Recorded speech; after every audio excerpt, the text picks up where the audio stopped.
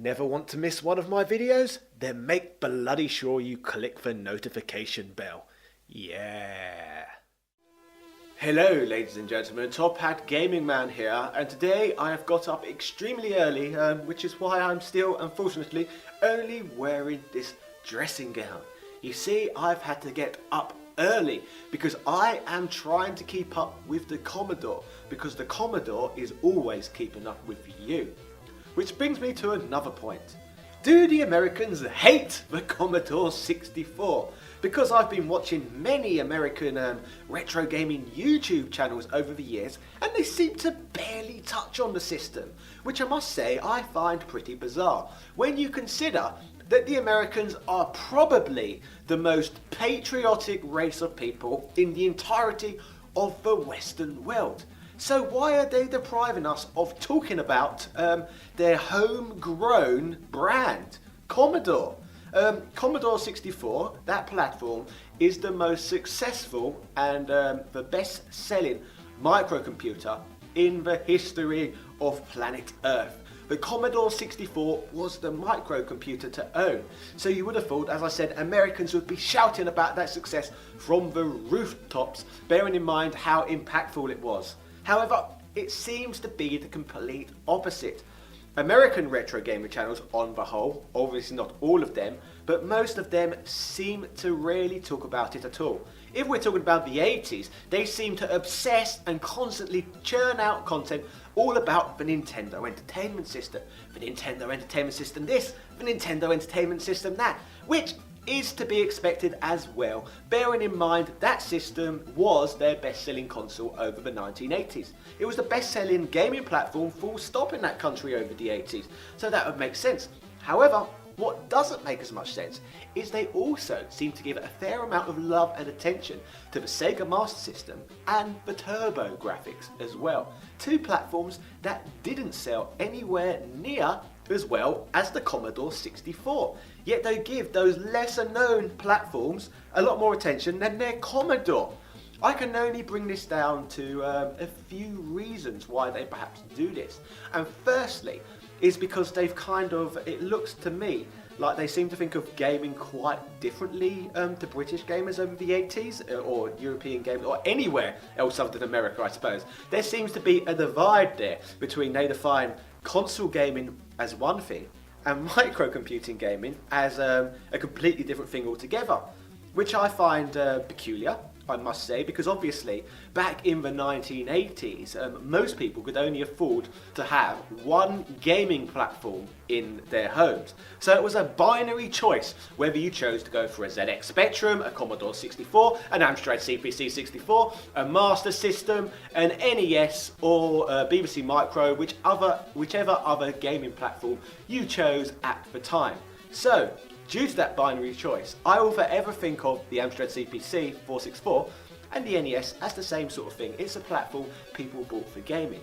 Just certain platforms, like the ZX Spectrum for example, you could also learn to code games on, or you could do your homework for example. They did have some extra features as well. Something else I hear often brought up by Americans is why would we care about those crappy old microcomputers when we had IBMs and Apple IIs instead in our homes? Well, I know that's not necessarily true. Like, I seriously doubt in the 1980s many American children would have been able to have high-end business computers in their bloody bedrooms like IBMs and Apple IIs. That wouldn't have happened, would it? They wouldn't have ended up in people's homes until the 1990s, not the bloody 80s. Maybe you would have had an odd Richie Rich child here and there who could have had an IBM, but that's about it. It wouldn't have been common practice. That was the difference with the ZX Spectrum, etc. Literally most children had a microcomputer of some sort, from my memory. Unless I was particularly spoiled, but who knows. So yes, anyway, the Commodore 64, like I said, very, very, very popular in my home country. It was the second most popular gaming platform, only behind the ZX Spectrum. So a lot of children did grow up with Commodore 64s. However, like I said, in America, it still sold fairly well, so I would expect more love from their retro gaming community. It does get brought up here and there, but I do not see much of an in-depth focus on the platform. Let's talk about Angry Video Game Nerd, probably the most prolific retro gaming channel on YouTube. he has touched on the Commodore 64 here and there. Like, he does acknowledge it exists, but I've never really seen him put any of the same amount of effort he puts into it as he put into other retro gaming systems over the time period. Or who else talks about the Commodore 64? I'm pretty sure I've heard Metal Jesus mention it here and there. I think Classic Game Room, he seems to do a fairly good job of acknowledging different systems and platforms from around the world and his country. And Lazy Game Reviews as well. I'd say there might be more out there, but out of big retro gaming channels in America, those are the only ones who seem to have given it any love or affection at all. Whereas other channels, you'd think the Commodore 64 didn't exist at all, like it wasn't actually an important part of gaming history, which, as I said, it was so important. Like I said, where do they think that most people learnt to bloody code back then? Most people learnt to bloody code on microcomputers. That was the whole bloody reason we got so many games in the future. That's why we had a renaissance of great games, due to people learning on those original platforms. So, overall, do the Americans hate the Commodore 64? This is just my personal opinions, but I'm actually going to say no to my own question I'm asking. I'm going to say it's not that they hate the Commodore 64, they're just completely indifferent. They're ill-educated on the matter, I suppose, because like I said, there's not a great deal of content out there promoting the system's history and what it did for gaming. So today, in 2017, I don't think that the Commodore 64 necessarily gets the level of praise it perhaps deserves from the American retro game community. The British, on the other hand, you can learn plenty from our channels regarding the Commodore 64. Watch some of Kim Justice's content. You can also watch the Nostalgia Nerd, Slope's Game Room covers it here and there, and Guru Larry as well. All of those channels regularly talk about the Commodore 64. Oh yes, Retro Man Cave as well. That's another great channel that's coming up. And I'm sure there's lots of other British channels that have a focus on it as well that perhaps aren't quite so large. So yes, want to learn about the Commodore 64? If you're American, tune in to some of those British channels. However, personally, I would love to hear more of an American perspective on the matter, specifically because that is the market in which the Commodore 64 came from.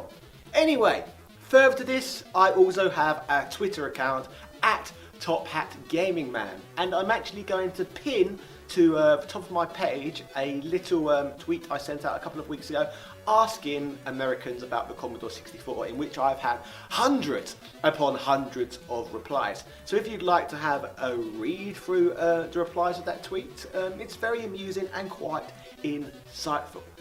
Anyway, finally, what are your thoughts on the Commodore 64 in America?